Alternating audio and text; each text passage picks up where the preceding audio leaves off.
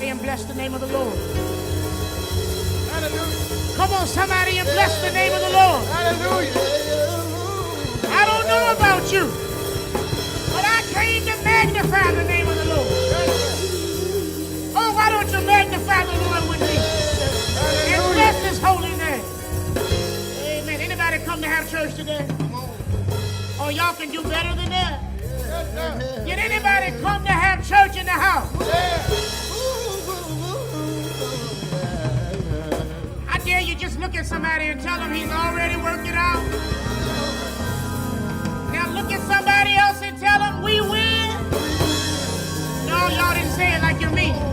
Now this time let the devil know I'm expected to win. I'm expected to win.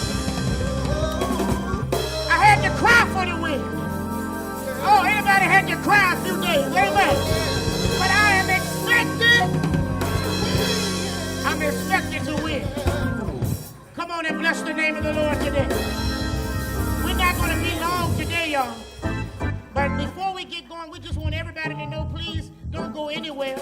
There is a word in the house today. We have to make a few special announcements.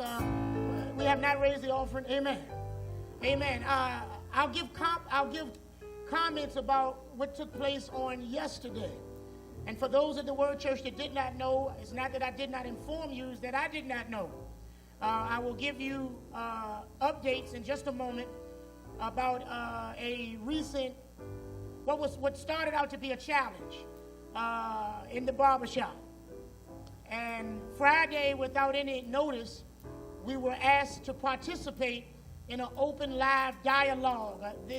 It's the preacher, and I'll tell you what happened when I come back, but for those that watched it, anybody see it? We put it on social media. Remind me when I come back to tell y'all how you can get a copy of it. Amen. But we need to raise the offering, and we're asking everybody to go nowhere. Stay right in your seat unless you need to jump up and just give God the praise. I believe God is going to set some folk free this morning, y'all. Before the deacons come, let me just say this. I want to thank the Lord. I've seen so many birthdays today, so many folks who were blessed today. All of you all, anniversaries, birthdays. Let's just thank the Lord for visitors that are visiting with us this morning. Come on, Word Church. Y'all can do better than that. We're glad to have y'all in the house. We are really glad. I'm telling you, we're really glad. Whenever we are afforded to see people come in these doors, we know that the Lord has sent you. Amen.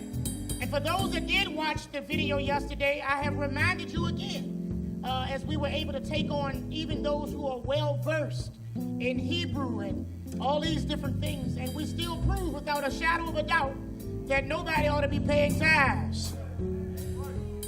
Now, when you're in a church where the pastor has freed you from the bondage of a tithe, then you don't become free to just not tithe.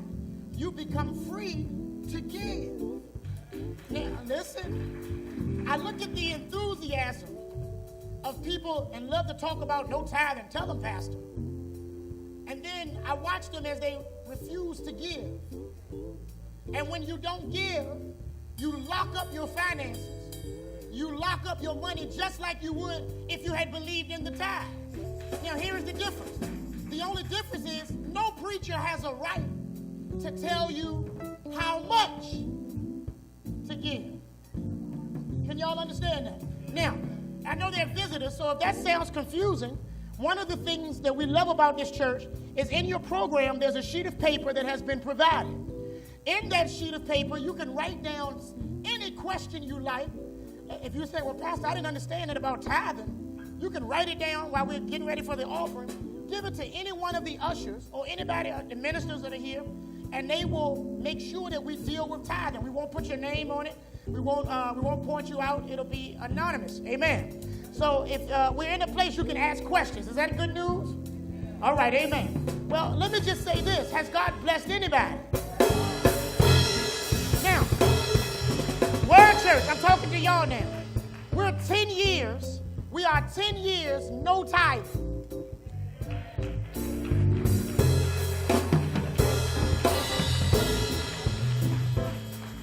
know when to shout. Because every time I talk about no tithing, the first thing they inbox me, and they said, it sounds good, it's right, but how does the church function without tithe? And I remind them that if God sent the church, if God sent a man, he gives that man a vision. But he doesn't just give him a vision, he gives him provision.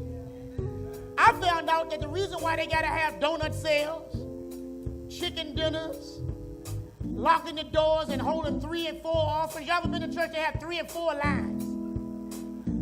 Nobody ain't saying nothing. They marching you around 3 times.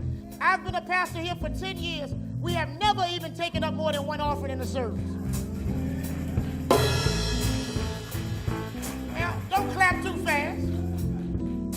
We had to trust God every step of the way. We will never, and listen to me good, I say never. We will never sell and merchandise to keep the lights on in this building. When y'all decide that y'all don't want to be here and you don't want to give to the truth, we'll shut the doors down. Nobody ain't talking nothing. Now, here's what I found out. You can't beat God's giving, no matter how hard you try. So what I'm telling you is this, and I wish I had 3 people who will be a witness, that there's nothing like the blessing of you being obedient.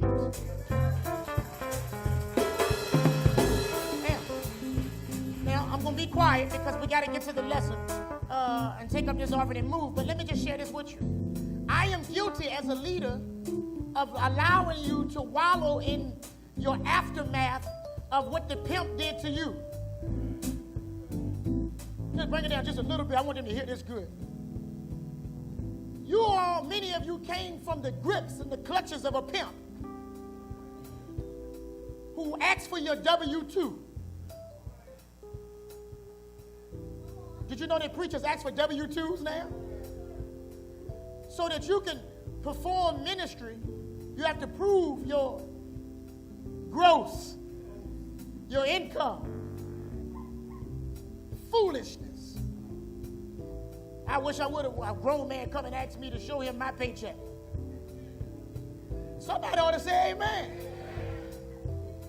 Now, a lot of you all have been manipulated and you gave and you did things. Then you come here and you talked about him and you got mad with him. And I let you stay there, and it's my fault. But now I got to take you to another level. And that is you're free to give. Oh, yeah. You're free. In January, the jig is up. The party is up. We're getting up out, next year, we're getting up out of this place. We're going to either build a church or buy a church. Y'all can determine which one y'all want to do, but we're going to get up out of here. So that we can look out and then let the world know that when you do it God's way, without manipulating and lying and robbing and ripping people off, that he can do it. Because here's what they're saying. What they're saying is, that's good. But where's your building that you own? We don't have to have the biggest building. I'm not looking for smoke coming all out the stage and big screen TVs all over the wall. But we ought to have something that belongs to us so that we can give it to our children. And that's about owning, and that's something that we need to be a part of. Somebody say amen. Somebody gonna get free in here this morning. You know what? Let me shut up. Thank you, Lord. Come on, deacons. Come on, amen. It's offering time in the house of